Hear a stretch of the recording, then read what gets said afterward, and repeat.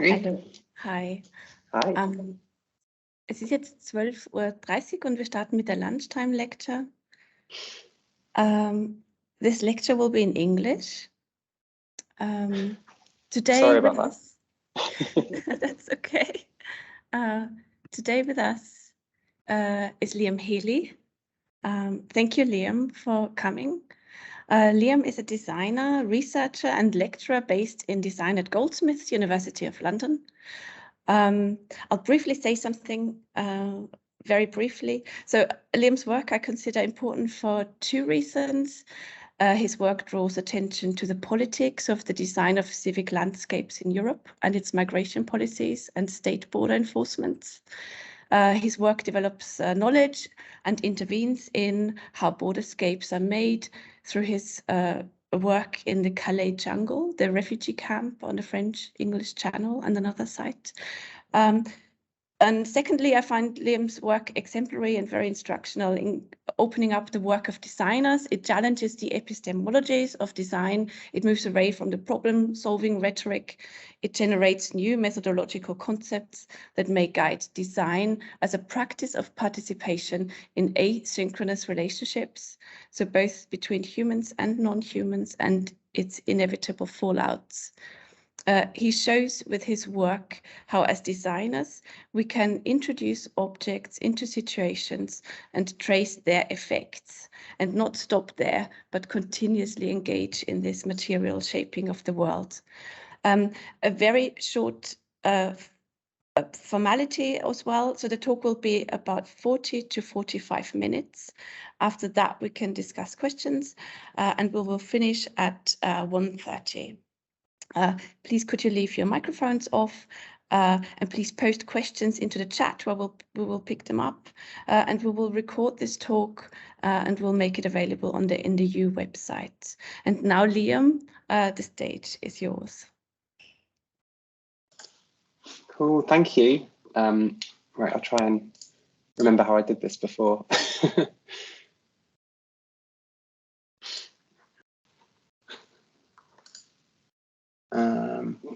Where are we? Does that look like it's working to you? Yes, I can see hello. Brilliant. Okay, yeah, so thank you so much for having me and for introducing me, Ruth. As Ruth said, my name's Liam. I work at Goldsmiths in Southeast London, and I currently live in Sheffield in the north of England. And I finished my PhD in 2020, which was practice-based, and as Ruth said, it was to do with looking at speculative and critical design in the European borderscape. And that's something that I'm going to talk about in this talk. I plan to sort of go through one of the main arguments that I make in my thesis, which is to take the notion of speculation from a slightly different tradition of thought to the way speculation is often sort of used and described in design, especially in speculative and critical design. And then I'm going to sort of take that and then discuss that in relation to the ways temporality is conceived in speculative design and futures. And again, sort of suggest a different way of thinking and practicing that, which would then hopefully lead into some conversation at the end. I'll sort of try and leave that quite open. So I couldn't really decide what to call this talk, and I have these sort of three potential titles. And they kind of all work, but I stuck with the last one in the end.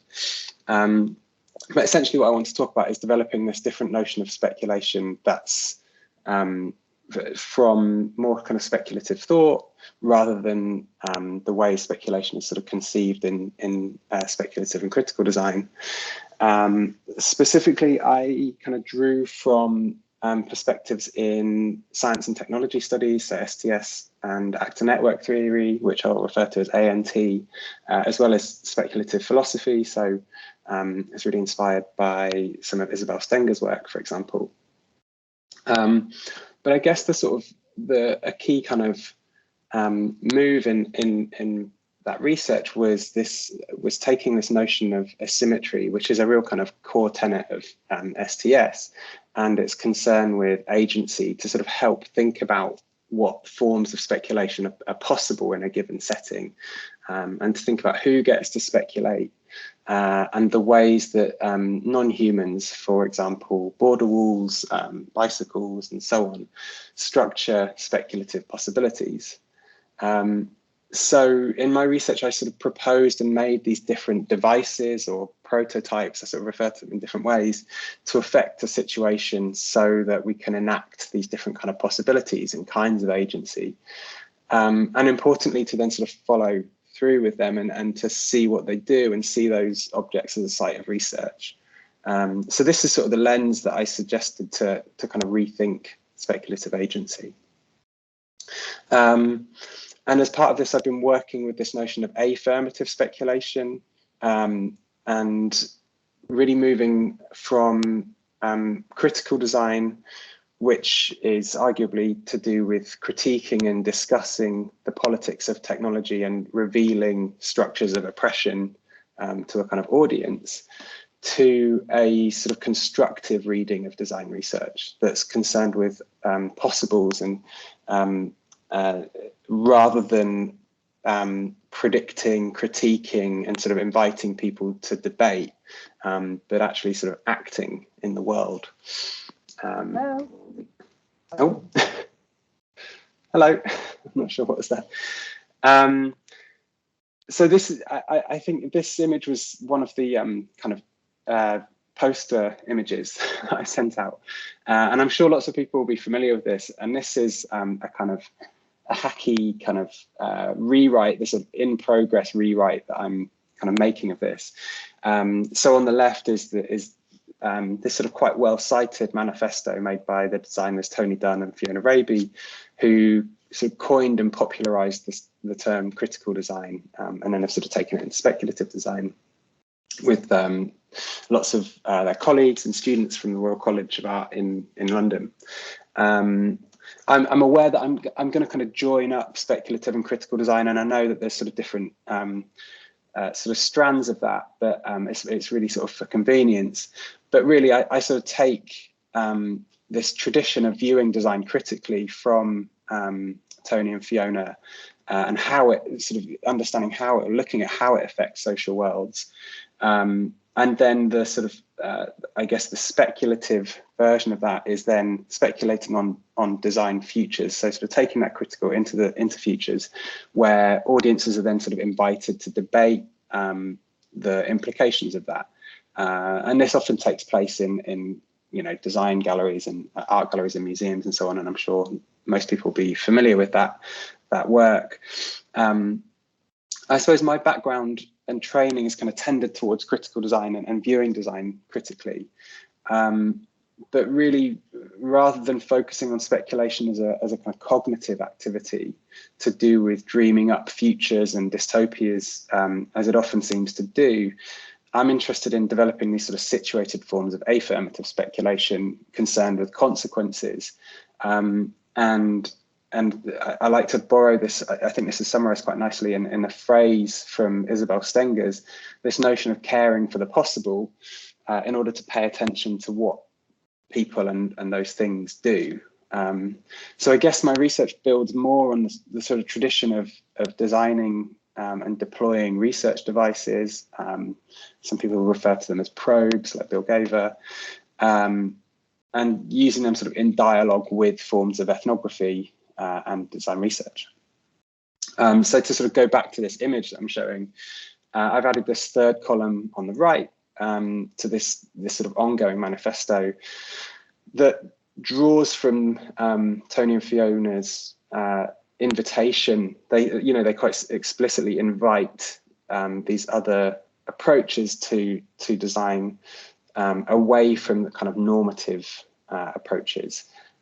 So they sort of ask, keep these columns going, make a C, a D, an E, an F, and so on. And really to sort of try and shift the way design is at the service of industry and the kind of history of being at the service of industry, and this kind of design that sort of purports to solve problems.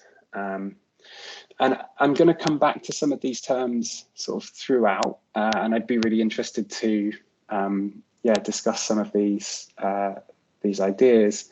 Like I say, there's sort of an ongoing thing, and I think it should be seen as in flux and changing, and also to be sort of reappropriated and taken on in the same way as Tony and Fiona suggest.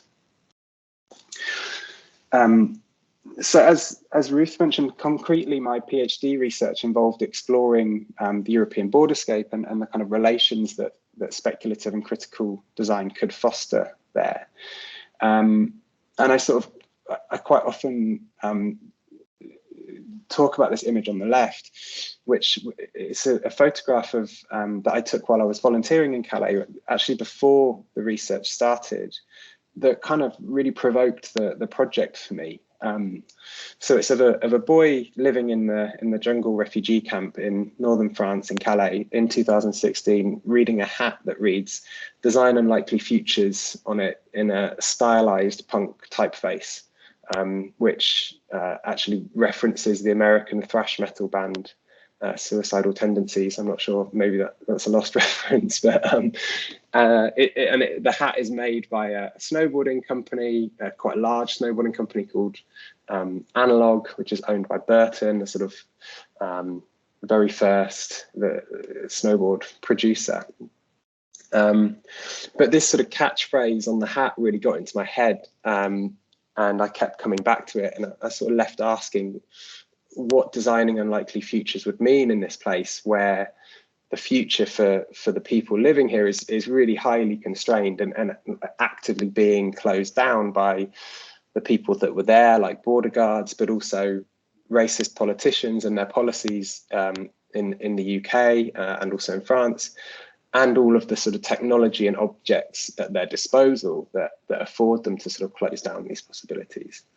And so the kind of hat made me question the approach of speculative and critical design, because it seemed like there is already this sort of dystopia playing out in Calais, whereby design objects were participating in forms of oppression, and the people living in the camp didn't really need a reminder of that or to be pushed to debate the implications of those technologies, right? They knew more than anybody else about the forms of oppression acting on their bodies. They really actively felt it. So it wasn't really, space for that kind of practice. So the focus for me started to become about agency, and this is where I started to look towards STS and ANT, because it's always held agency as a sort of central concern.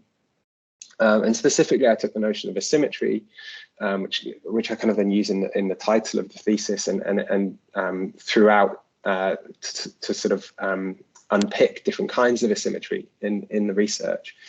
And I took this notion from very early STS accounts, which to begin with would argue that when sociologists look at how scientific knowledge is produced and made durable, we have to look at both the sort of successes and failures and describe that in the same way. And they argued that scientists didn't do that. And then it was kind of later sort of radicalized to argue that researchers look at and describe both human and non-human agency in the same terms, again, rather than sort of seeking to describe things differently.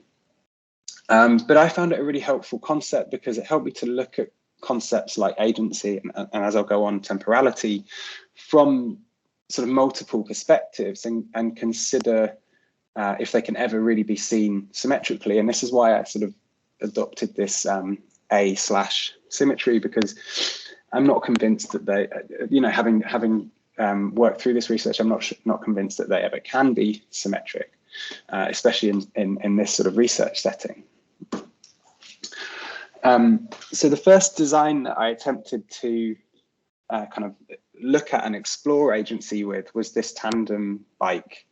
And I kind of referred to this as a sort of interview and documentary making machine that with a colleague of mine, Jimmy, and we designed and made this and took it to the field site. We took it to Calais. And I suppose with the bike, the symmetry was sort of quite obvious in its materiality. Like, it's a bike built for two people with different kinds of agency between those two people. So the person on the front can steer and can brake and sort of decide the direction of where they're going and potentially the direction of the research. And the person on the back has less agency, can't do those things, but can perhaps sort of try and persuade the person in front what to do. And here the idea was that the bike would be used by people living in the camp and a researcher, and they could swap places and kind of take on these different capacities as either a passenger or a pilot, an interviewer or interviewee, a camera operator or subject, researcher, researched, and so on, and that these could sort of play out and shift over time. So it wasn't designed to flatten the asymmetries of doing research, which again I think would be impossible in this place, but was to sort of playfully manipulate them in a way, and see the sort of possibilities for that to happen. For example, how could image making be done differently with people that lived there, especially in the face of the kinds of image making that were going on at the time, where the camp was really filled with journalists sort of looking for quite sort of problematic images to then kind of report back to in the UK about how awful this place was, and how and to try and persuade people how awful the people there were.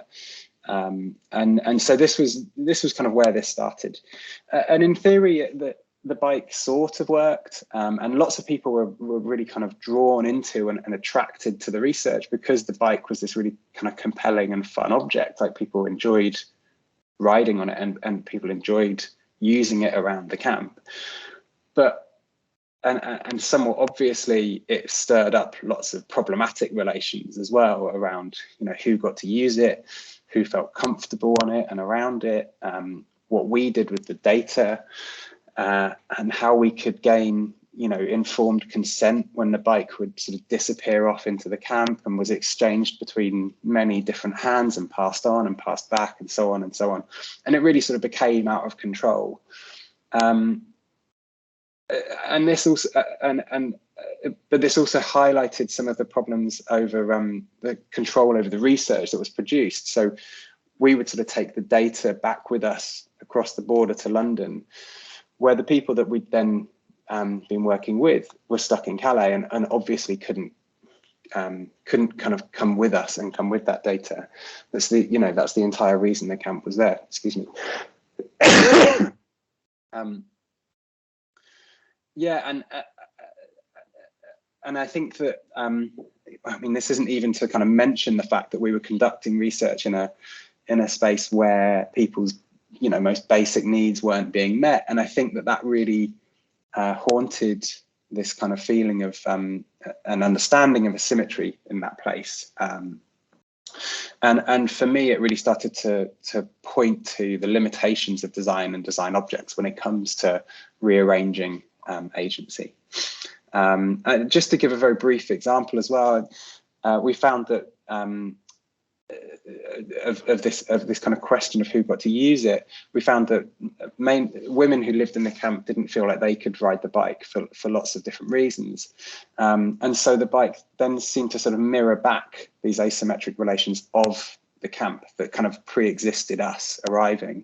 So the sort of male dominance of that space, both in terms of the numbers, it was predominantly made up of men, and in terms of the sort of agency that they'd achieved within that space. And I'll talk about that a little bit later on as well, with the police, for example. But what was interesting and what was quite compelling was how the bike began to kind of join up different people and spaces and took us into these situations and conversations that probably wouldn't have happened if we'd arrived in some other way as a kind of ethnographer with a tape recorder. So, for example, we were invited inside people's shelters. This is a piece of footage from us sharing a meal in Sammy's shelter, which is pictured on the left. And I think for me, on a kind of personal level, some of these relationships were quite special, and I still maintain contact with some of the people that I met in Calais while riding the bike. And I think that, I guess on reflection, the thing that became quite interesting with the bike was that immediacy in this space was really important because it was changing so quickly. I mean, the day after we finished this meal, the camp was actually evicted, and within a couple of days it had been completely demolished. The riot police had moved in, and bulldozers had destroyed most of the shelters and several fires as well. So it really was this kind of state of flux. And I think that what the tandem did was very quickly began to kind of bring two people together in this kind of trusting way, in that on the bike, the feelings of trust were very kind of bodily and material. You really had to trust each other on that object. And so I think that kind of brought about these, like I say, these kind of interesting relationships that were sort of mediated by that object. And the meal was delicious as well. Sort of changing tack a little bit, another kind of research device or sort of prototype that I like to use, which I found works quite well, and it's very different to the tandem, are these zines that I make with people in research settings.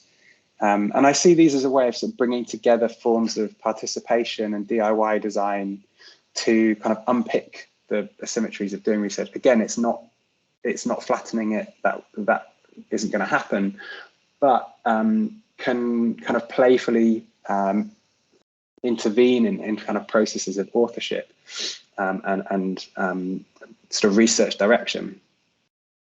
And I think it's to do with this sort of very flexible, cheap nature of zine production, which I think is really rich when sort of considering how people participate and shape what's being researched. So the images on the left here are from a series of zines that I made with a guy called Mehdi, who's Iranian, living in Greece, who wanted to turn the materials he was sort of producing and collecting on his phone into some kind of documentation. So we started out making films, but it didn't really work. The sort of collaborative process couldn't really happen in terms of, practicalities of how you do that. Whereas we found that this sort of quick, cheap photocopying method could. So these are documenting some of the protests about living conditions in the Moria camp on Lesbos in Greece, where he lived at the time. And as a side note, I also use zine making in my teaching and kind of encourage students to keep these quick and improvised documentations of their work, because I think they provide this really interesting space for learning and reflection, what it is that we're busy doing. And it's much different, very different to academic publishing.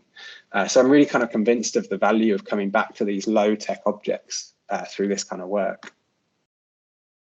These are another two zines. I'll just very briefly mention them. The one on the left is working in collaboration with a computer scientist, where we were sort of interested in looking at image recognition and how that's being taken up in enforcing the border. So actually taking some of the images from Calais and running them through various algorithms to sort of see what it could see. And I think we were quite surprised in the way these sort of image classifications worked, where they seem to actually have far more humanity than for example, the right-wing press in the UK. And then the right is documentation of the now defunct jungle camp. So this is the same, the place where the shelters and so on were. And this is an image taken from 2019. Since the camp was evicted and demolished, and it's now been turned into an eco park, which I'm going to talk about here. So this is another film that I made in 2019 that's exploring that eco park, where I kind of followed the same roads of the Calais camp after it had been turned into an eco park. And I sort of looked at this to kind of think about the different care practices of the site and of the camp, and the ways non-humans have sort of been enrolled in and participate in kind of enforcing the border. So in this case, I've argued that it's very different. On the right, we have police and so on, and on the left, we have these kind of pretty flowers. But that these sort of the care for the flowers and the birds and the sort of architectures on that site have also become a part of that policing, which was confirmed by the Interior Minister, Bruno Leroux, who explained that the task for landscaping this particular site was, quote, not only to reintroduce nature, but to make sure that no more camps would emerge.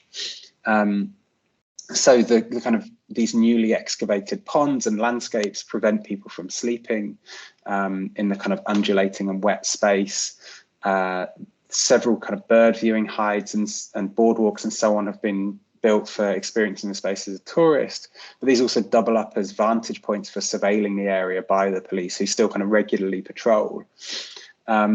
So I think in this space, the kind of forms of natural ecology have been cultivated to kind of erase this space and erase displaced people. And conservation is really kind of being used as a bordering practice, which I think is quite interesting. And again, to sort of return to Stenger's notion of caring for the possible, it feels like here the care for this land is employed in order to create quite a hostile environment, despite it being quite beautiful and nicely looked after.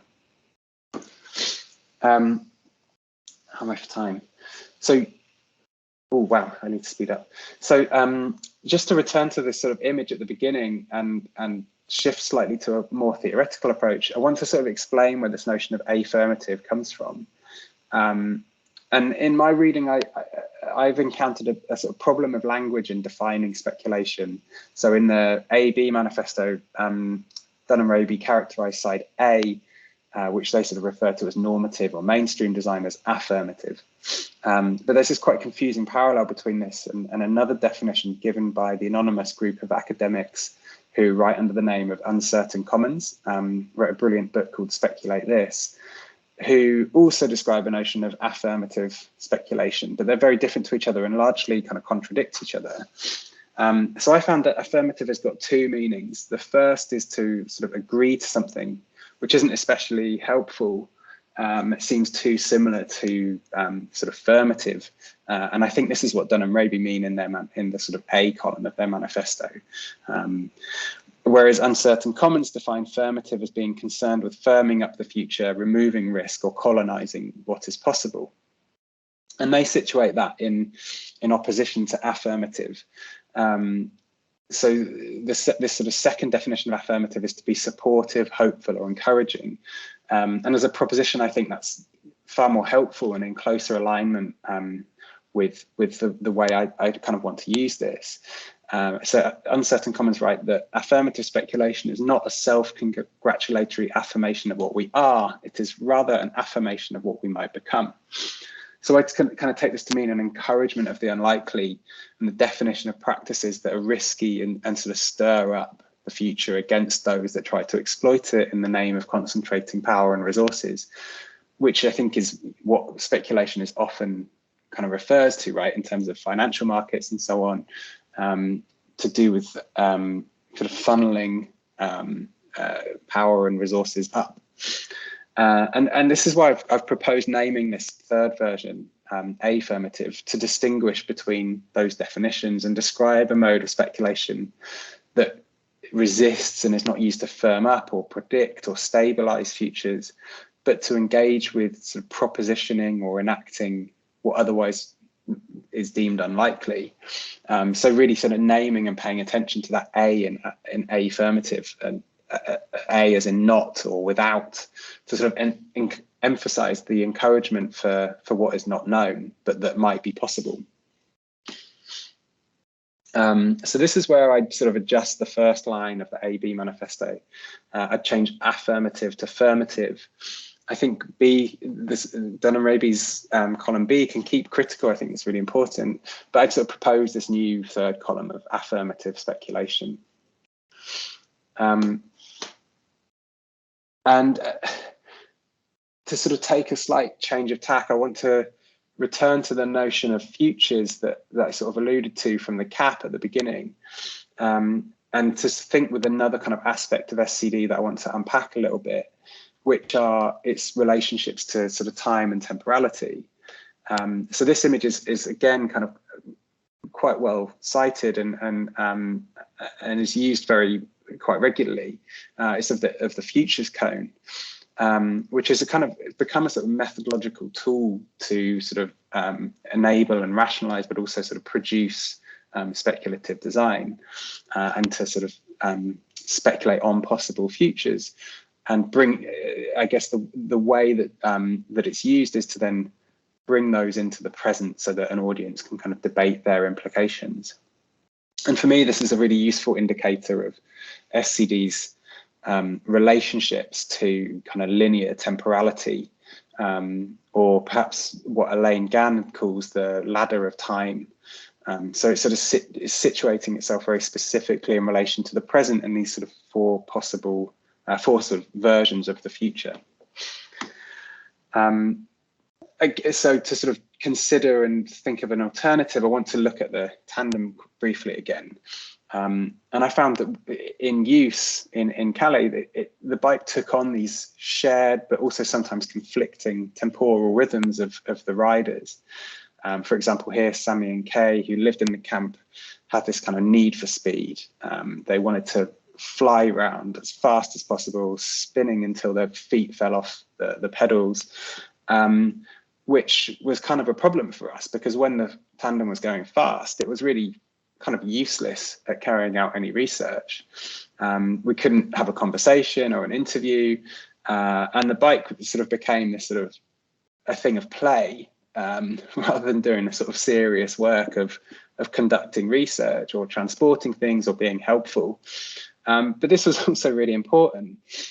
And it kind of alerted me to the sort of ways that the stripping and policing of agency in this space creates these different sort of shifts in experiences of time, and the ways that devices can close down but also open up what bodies in a camp could do and what they might be capable of.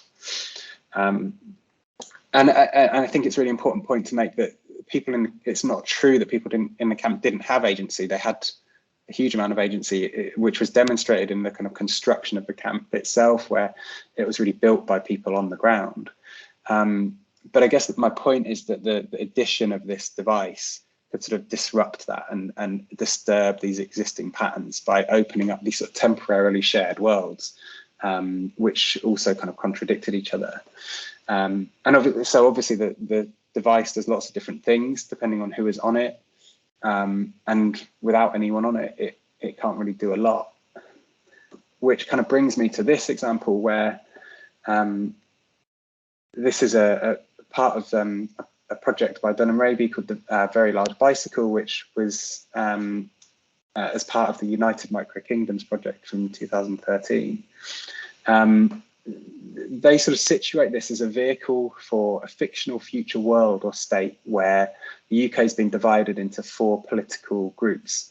And the Very Large Bicycle was designed for a group they call the Anarcho-Evolutionists, which is this fictional self-organized DIY self-experimentation community, in their words.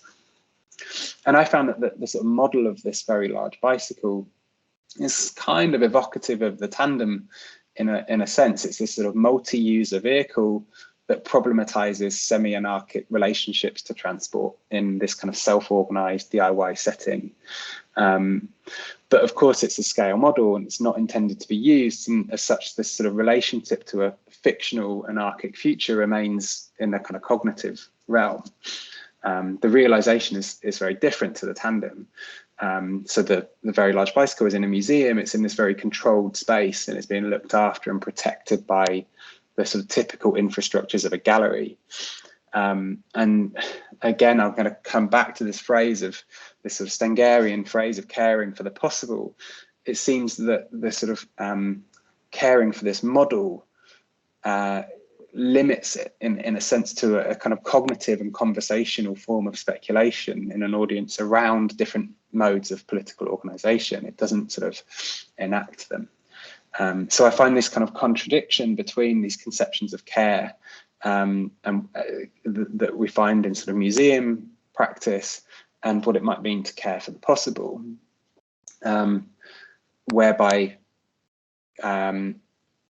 objects in a museum are cared for in a way that they almost sort of transcend time. They want to be kind of preserved in a kind of stable environment, if that makes sense.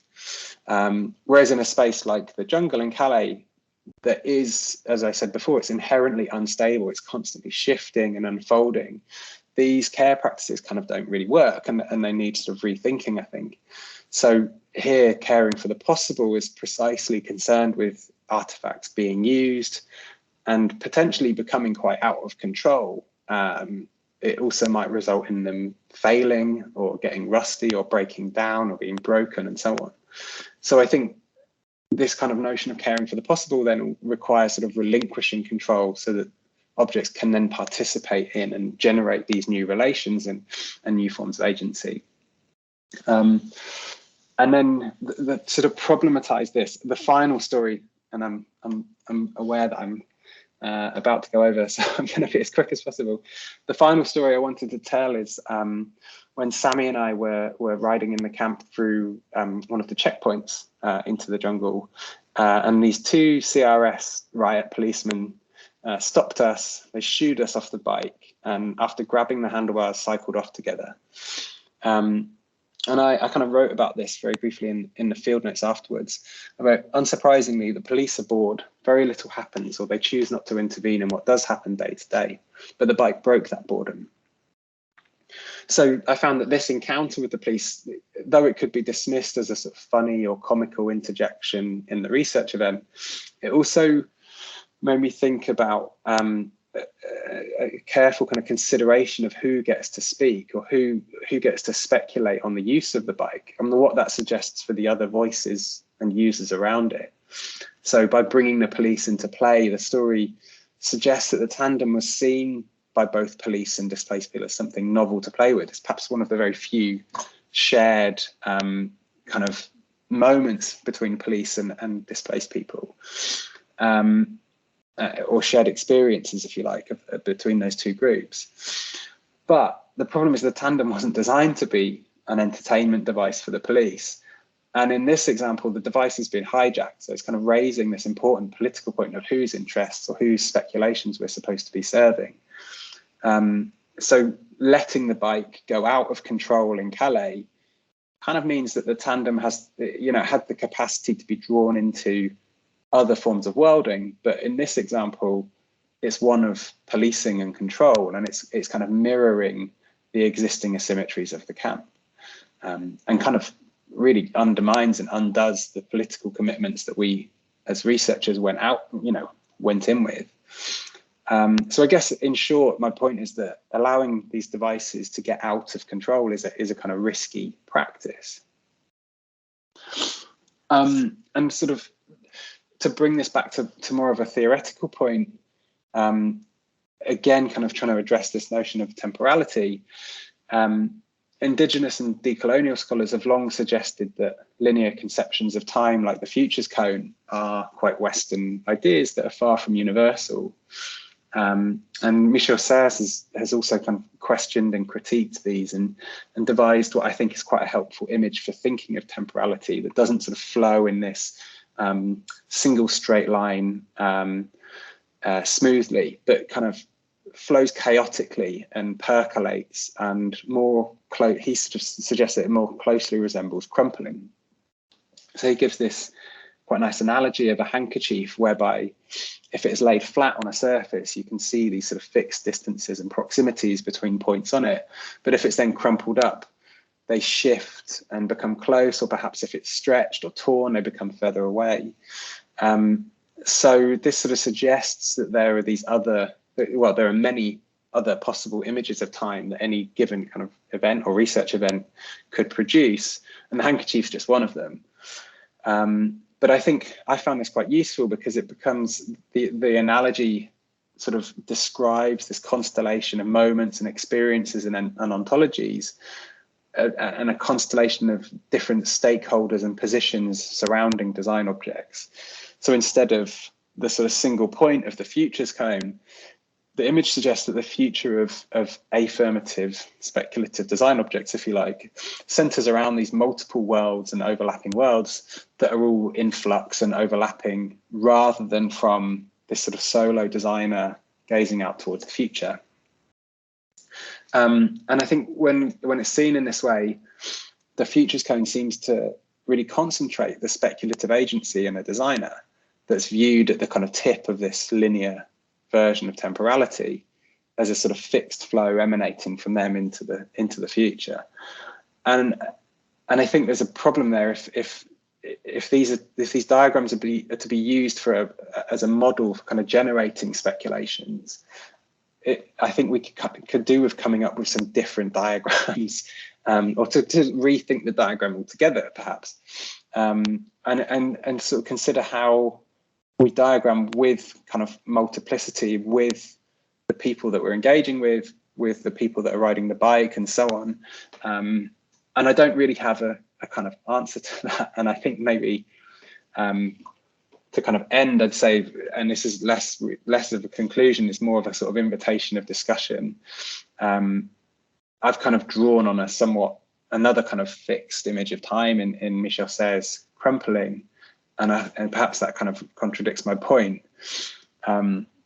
If we're talking about, you know, the problems of diagrams and the problems of diagramming how design happens, so I guess I'd take a different tack and say, without kind of falling into the trap of what Zoe Todd and Sarah Ahmad call adjusting the white balance, so that indigenous or local thought is sort of appropriated by researchers, it strikes me that speculative design research could do a better job of learning from existing and local practices and sort of conceptions of temporality. So I think the question might be, rather than attempting to define an image to work towards, or a sort of diagram that we work through, how can speculative design expand on the kinds of participation that it invites and enacts? How can we sort of tune into these local expressions of temporality? And I suppose on a personal note, I've often been frustrated with these. I guess I've put this kind of screenshot up of very like classic design processes that I've always found them really frustrating, where it sort of reduces complexity into these simple line drawings that you're supposedly just able to follow and come up with a great idea. And as I said, I don't really have a formulated answer, but perhaps a kind of hunch that moving away from, or problematizing this sort of diagrammatic way of thinking and designing could offer some important and interesting ways to rethink the kinds of agency that research like this participates in, and the ways it crumples it up or stirs it, and so on. And I think that's me. Whew.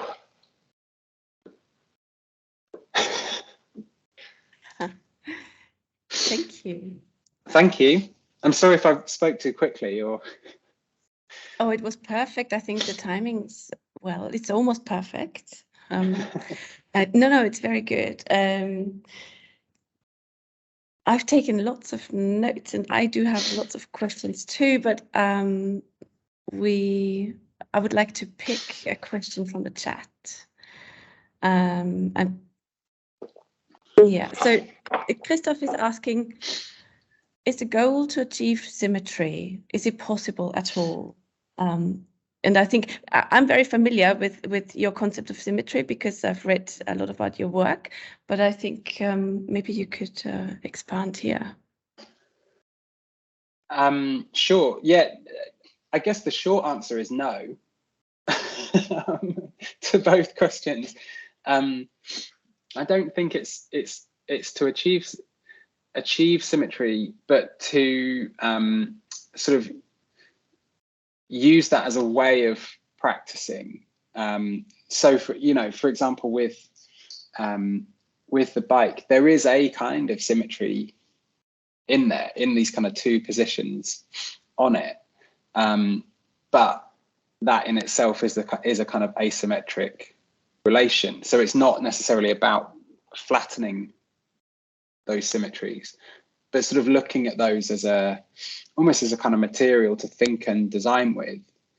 And I especially in this kind of setting, in the borderscape, in these really kind of highly asymmetric settings, I don't think it's possible to kind of flatten that and see these things as symmetric. I think that we do come in with completely different forms of agency and affordance that those in the camp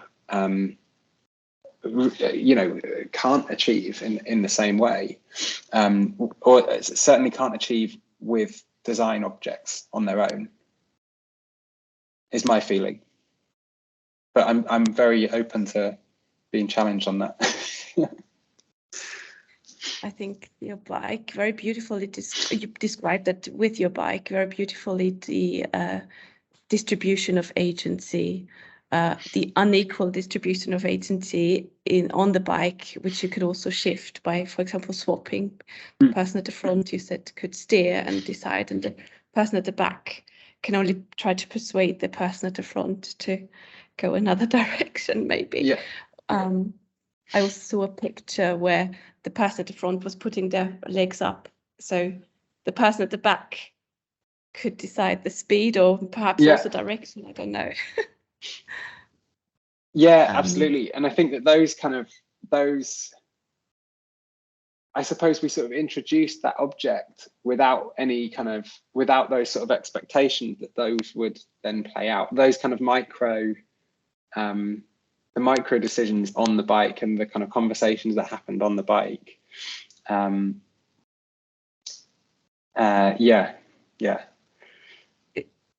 Yes, Christoph is just adding there, what about a bike where the rider sits side by side? That's such a lovely idea. I like it. Sorry. No, carry on, Ruth, sorry. No, I like it as when you call to use the asymmetry as a material to work with through the design object.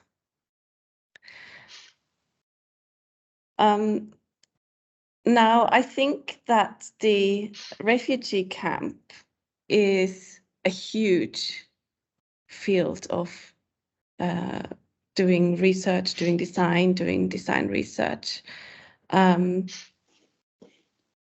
How do you, but to think maybe a little bit smaller, how would you suggest that as designers we can care? Your concept of care as you use it by Stengers.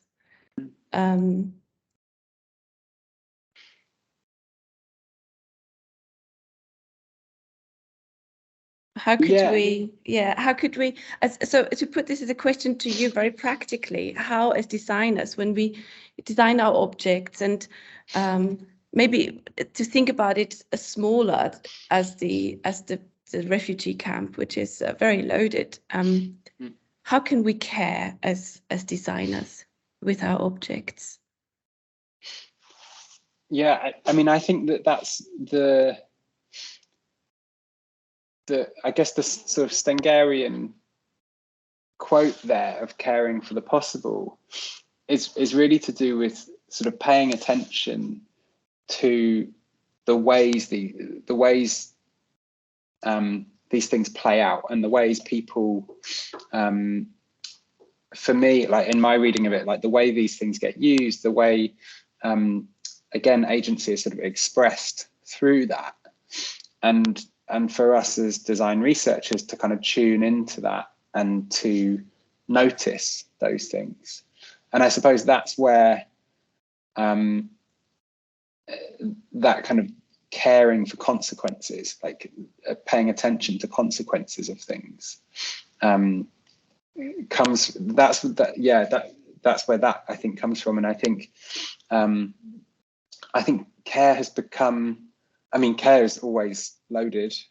It's a like incredibly loaded and political term, and I think that that's sort of one instance of where care could be taken up in design, which I think is slightly different to, let's say, sort of more kind of typical or kind of normative assumptions of care, you know, that care is this kind of naturalized positive force, whereas actually, I mean, going back to that example of the kind of eco park, there the sort of care of that space becomes also a relationship of control and an exclusion, where, you know, this kind of seemingly apolitical idea of planting an eco park is also part of a kind of bordering practice, is also part of control and exclusion.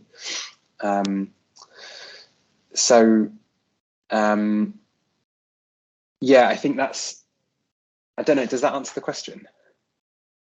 Yes. I just got distracted for a moment because there's another question coming. But yes, okay. By tracing the effects, really, or what in my language, I call it tracing the effects, or you use a different terminology. Yeah, it is absolutely. No, I think that's a really important, yeah, tracing the effects of these things, and seeing that as a practice.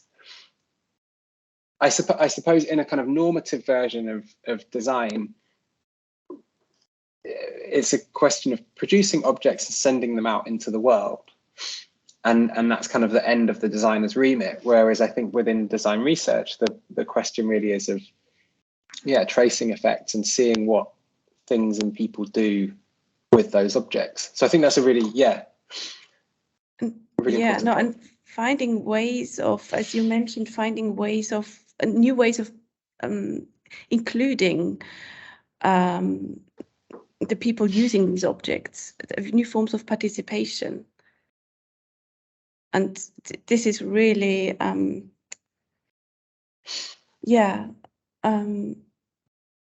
think a real challenge for design. And I want to, before we, because there's one really important question I want to ask, do we have time? Yeah. So do you think that the concept of temporality, so our understanding, our commonly understood the concept of how we understand temporality, is that the core problem that we face as designers? And to think about, so you mentioned, you showed this often shown cone of the present, and we're moving towards the future, and to have this, and we have processes, we've developed processes to move from the present to the future, from the state now to some innovation, and you're using an asynchronous, or I don't know how you call it, concept of, or to pay more attention to local and indigenous practices. And maybe perhaps is there some answer to the question of how we may make our objects or our work more engaged, participatory, engage people more in the design, and trace the effects, be responsible for the effects of our work?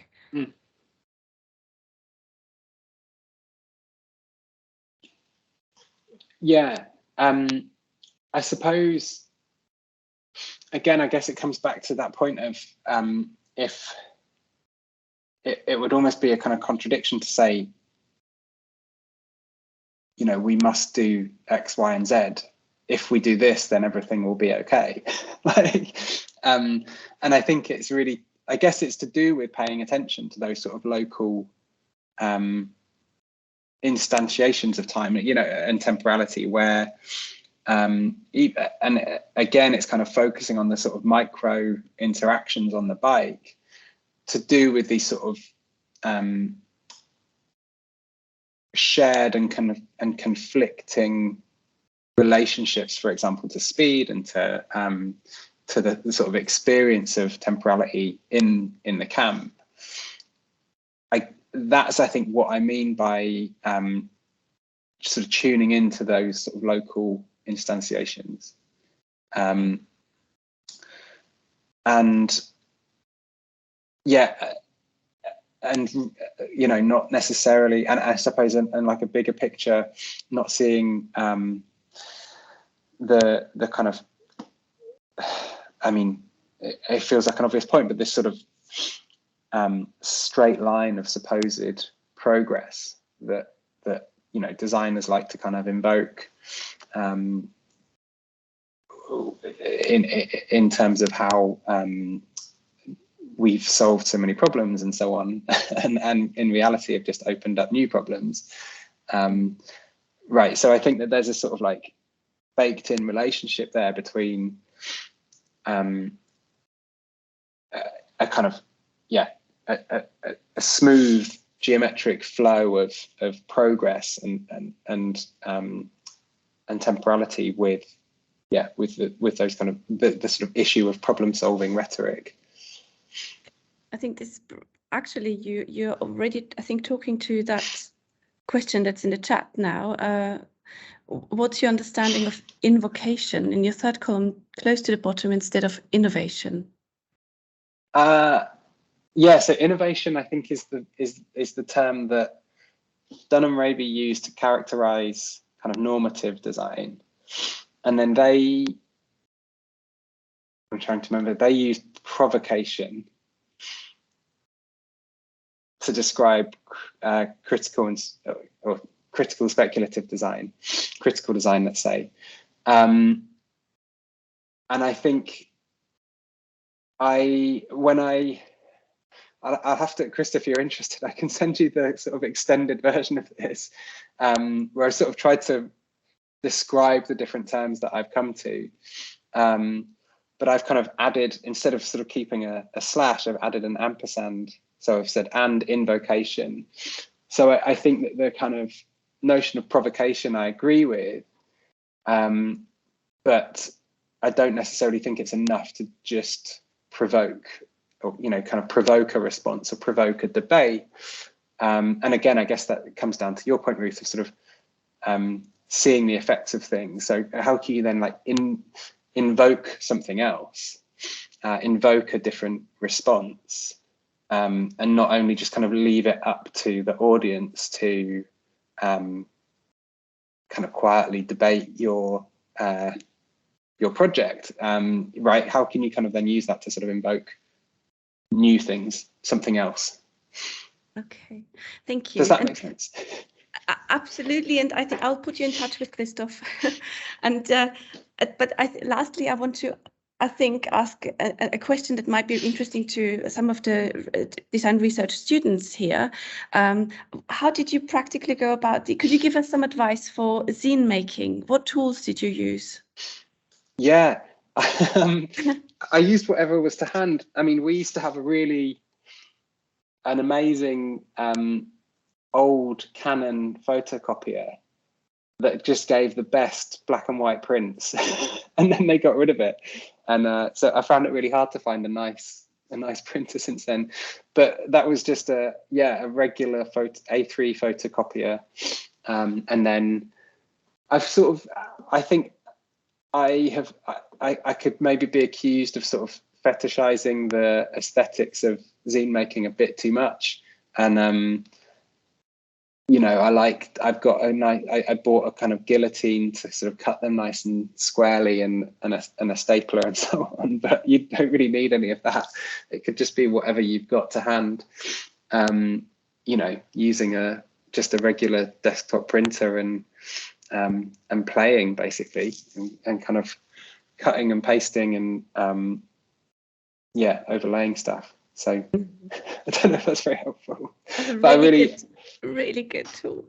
I'm really sad that the Canon photocopy is gone, because it was just beautiful. Thank you. Yeah, I think we have got to come to a close now, and I think, yes, it's 1:30. So I would like to thank everyone who joined today to listen.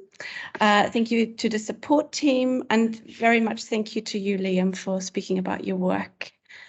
Thank you. Now I have to just briefly, I want to advertise the next lecture, which is on Thursday the 17th of November with Tim Bechtold, and Martin Büchs will be moderating. So thank you for now, and goodbye. Thank you very much. Thank you for listening, everyone. Thank you.